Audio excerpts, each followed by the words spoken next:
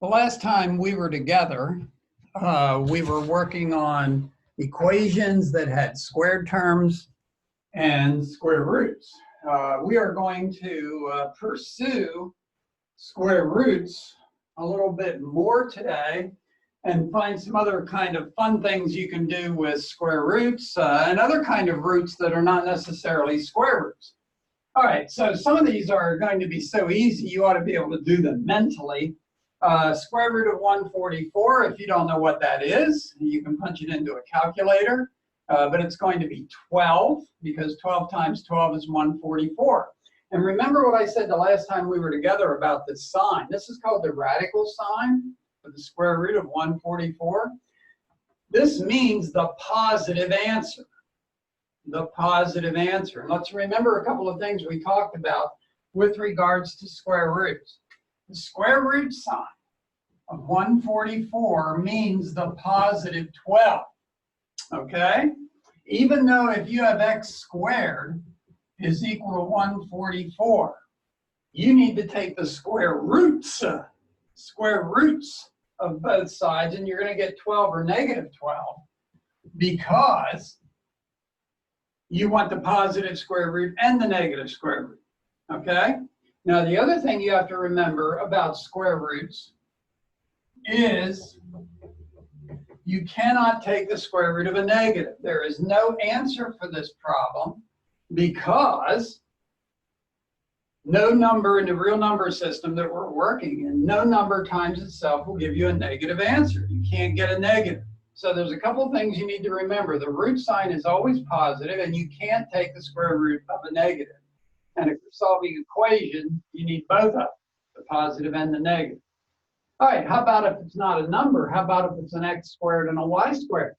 What do you take times itself to get x squared and y squared? Isn't it simply xy, right? Can't do that in the calculator, but you can easily figure it out. Square root of 4,900. Some of you should know that without punching it in a calculator. The square root of 4,900 is simply going to be 70. 70 times 70 is 4,900. And notice we want the positive answer. Square root of negative 4. You cannot do that. There is no number times itself in the system we're working with that you can take times itself to get a negative 4. So there's no answer to problem 4. Number 5 is the square root of 9/16. Square root of 9/16.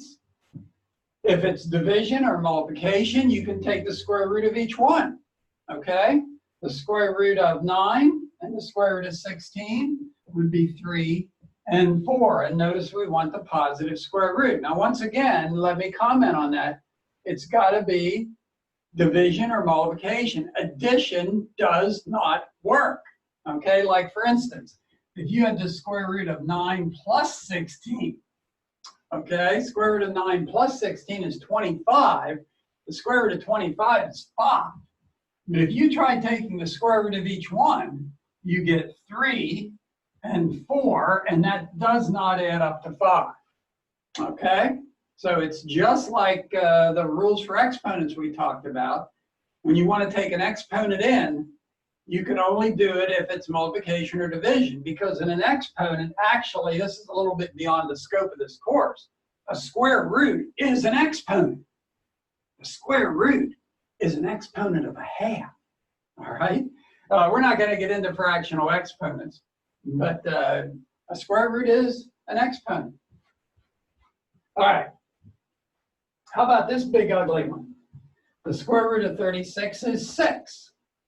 The square root of a squared is a. A times a is a squared. The square root of b to the 4th is b squared. Pretty easy. Square root of c to the 16th. C to the 16th is not c to the 4th. Okay? Because c to the 4th times c to the 4th, you add the powers, and it's only c to the 8th. The square root of c to the 16th is c to the 8th. Because 8 plus 8 is 16. This one you can do. The square root of the negative square root of 81. You can take the square root and get 9. I just want the negative square root. So it would be negative 9. And now, how about cube roots? okay? Cube roots, you want to find something which when multiplied times itself 3 times gives you 8a cubed b to the 9th. Huh? Multiplied 3 times, a cube root.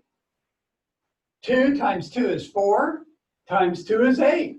So 2 would be the cube root of 8. A times A is a cubed, so it should be 2a and b to the 3rd is a cube root. Cube root multiplied times itself 3 times should give you what we've got underneath the root sign. Now, look at that, cube root of a negative. I just told you a little bit ago you can't take square roots of negatives, but you can take a cube root of a negative. You can do a cube root because 3 negatives will multiply to give you a negative. Okay? So the cube root of negative 27 is negative 3. Negative 3 times negative 3 is 9, positive 9, times another negative 3 is negative 27. Works perfectly. Z squared times z squared times z squared would give you z to the 6th. All right? So you should be able to do square roots and cube roots. Now let's talk about reducing roots. Okay? Reducing roots. The square root of 75. Notice I said no decimals. I know you can punch square root 75 into a calculator and get an approximate square root. If you want to keep it exact and you can't find a perfect whole number answer to the square root of 75, you try to reduce it. You try to break it down. Now what you want to do is you want to break it down into something you can take a square root of. Like for instance, this looks like a factor tree, right? You would not want to break 75 down to 5 times 15. 5 times 15 is 75, but you can't find the square root of either 5 or 15, all right? It didn't help you. Break 75 down into 25 and 3. 25 and 3, because the square root of 25 is 5. And root 3 you can't break down any further, so just let it 5 root 3. This is now reduced down as far as it'll go to 5 root 3. That is called reducing a root. Find something that'll go into it that you can take the square root of. Put it first, take the square root, get your answer, and then just write the other root down. How about the square root of 200, number 11?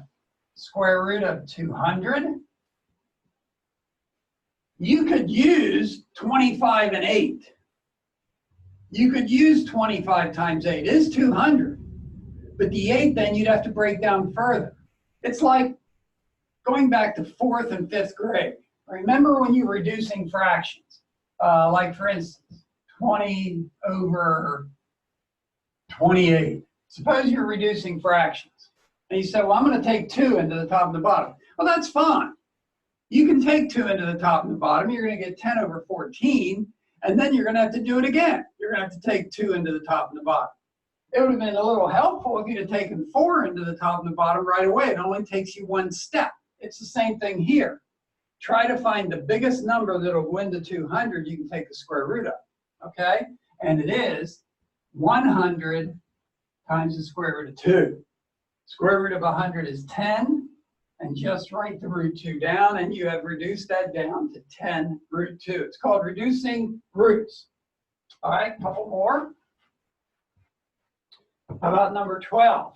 Root 8 plus root 18. Now, we just talked about adding. You can't add inside with taking a power n, and you can't use addition when taking a square root. This plus this, you can't add those. This would be like 5x plus 2y. 5x plus 2y you cannot add together because they're different. One's an x and one's a y. You cannot add these together. One's an 8, one's an 18. Okay, you just can't add them, but you can break them down. How about 4 and 2? Not 3 and 6. You can't break down 3 or 6. How about 9 and 2? Square root of 4 is 2. Square root of 9 is 3. Look, now they're the same. It's like 2 cookies plus 3 cookies. 2 cookies plus 3 cookies is 5 cookies. So 2 root 2 plus 3 root 2 is 5 root 2. Okay? 13, square root of 48. Let's suppose you couldn't find anything. The biggest you could find was 4. Okay? All right, let's do it. Suppose you say it's 4 times 12. Okay, I'm with you. That's 2. But whoa, square root of 4 is 2. But 12 you can break down to root 4 and root 3. Square root of 4 is 2 times this 2 that's already there. 4 root 3.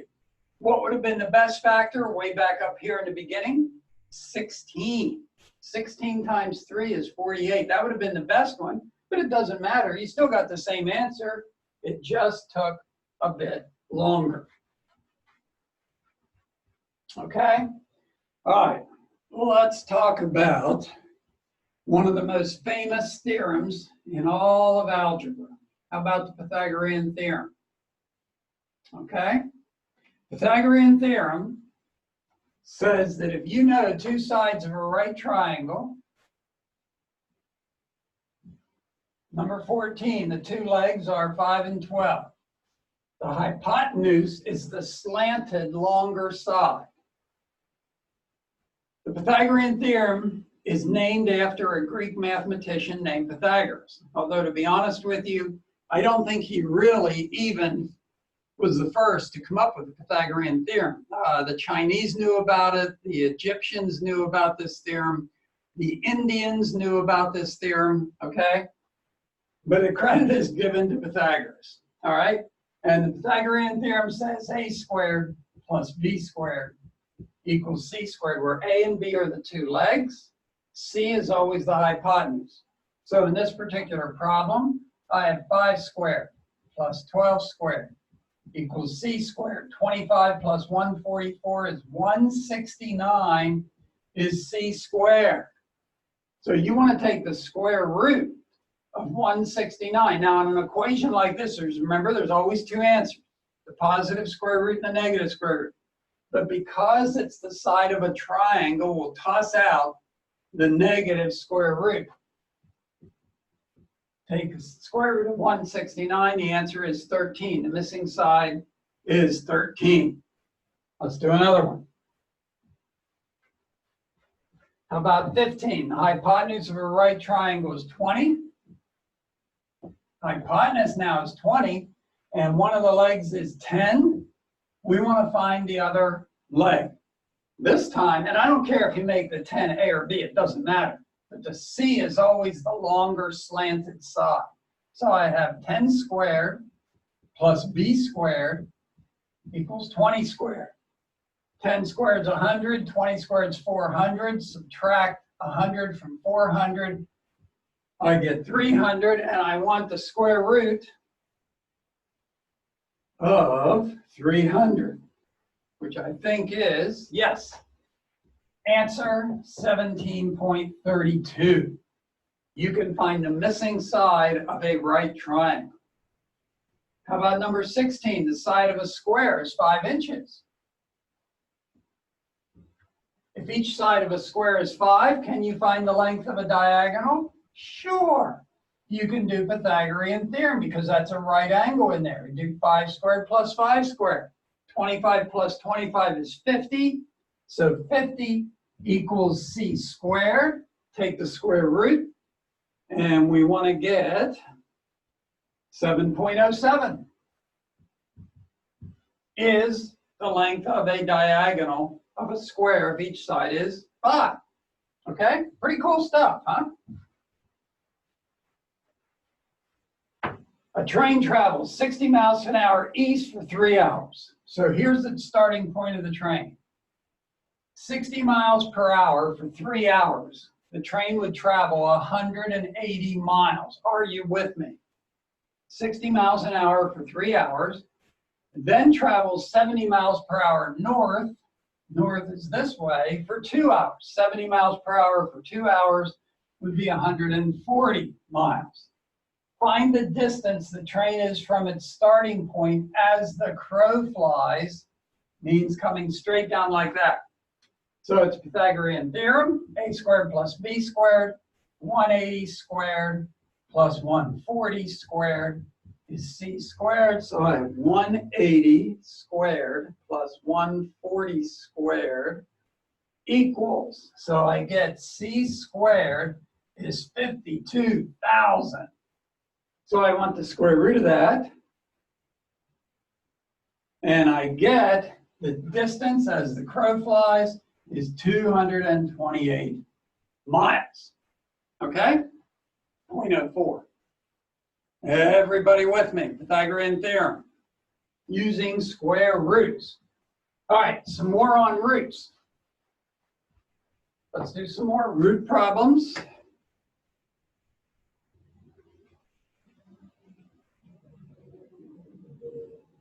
Okay, let's multiply then try to reduce them. No decimals. So root 3 times root 12. Remember, it's adding and subtracting you can't do. Multiplying and dividing, you're fine. Root 3 times root 12 is root 36. And isn't that just plain old 6? Okay, because that's the positive square root sign. Root 20 times root 2 is root 40. It doesn't come out even, does it? There's no square root of 40 that works out to a whole number. We need to break it down. Don't use 5 and 8. Don't use 2 and 20. You want to find something you can take the square root of, like 4 and 10. Square root of 4 is 2, and just write the 10 down. I know you can break 10 down to 2 and 5, but you can't take the square root of 2 or 5. So you're done. How about over in the last one, in number 20, I'm going to use the distributive property and take the root 2 into both parts. Okay, so I get root 10 plus root 6. Okay, root 10 plus root 6. You can break 10 down to 2 and 5, but you can't take square root. You can take 6 down to 2 and 3, but you can't take square root. You're done. Can't do anything to that. This is going to be fun. Can you multiply using the FOIL technique that you used in algebra? We just did these a couple of days ago. So if you have 2 root 3 minus root 2 and 5 root 3 plus 4 root 2. Okay, can you multiply using the FOIL technique? Now remember, you can multiply roots. It's adding and subtracting, you get in trouble. So here we go. 2 times 5 is 10. Root 3 times root 3 is root 9. Are you with me? Outers and inners. Remember, these always collect. 2 root 3 times 4 root 2. Be careful. 2 root 3 times 4 root 2 is 8 root 6. Remember that. 8 root 6, 8 root 6, 8 root 6. Multiplying here, I get a negative 5 root 6. I had 8 root 6 and a negative 5 root 6. Subtract and give it the sign the biggest. 8 root 6 minus 5 root 6 would be 3 root 6. Give it the sign the biggest was a positive. Multiply your last terms. 1 root 2 times 4 root 2, and it's a negative, would be a negative 4 root 4. Okay? Square root of 9, it's 3. 3 times 10 is 30. Can't do anything with 3 root 6. Square root of 4 is 2 times 4 minus 8. 30 minus 8 is 22 plus the 3 root 6 you can't do anything with. Is this not fun or what? Look at 22. 3 root 2 minus 5, 3 root 2 plus 5. Anybody remember when you have exactly the same with a plus and minus sign, remember your outers and inners will go away? Let's do it. 3 root 2 times 3 root 2 would be 9 root 4. Your outers are 15 root 2. Your inners are negative 15 root 2. They do. They go away. Negative 5 times 5 is minus 25. Square root of 4 is 2 times 9 is 18. 18 minus 25. Subtract and give it the sign the biggest, negative 7. Okay? Oh, yes. I should have charged admission for class today. Is that good? All right, 23. 4 plus root 7. 5 plus 3 root 7. Okay? FOIL, here we go. 4 times 5 is 20. Outers would be 12 root 7. Inners would be 5 root 7. 12 root 7, 5 root 7, 12 cookies, 5 cookies make 17 root 7s. And then root 7, 1 root 7 times 3 root 7 would be 3 root 49, yes? Okay, can't do anything with that. Square root of 49 is 7, times 3 is 21. 21 and 20 is 41 plus 17, root 7. Okay, last one. Root 5 minus root 2 times root 5 minus 6 root 2. Ready? FOIL technique. Root 5 times root 5, root 25. Now, the outers and inners, you should remember these and collect them. Outers, a negative 6 root 10.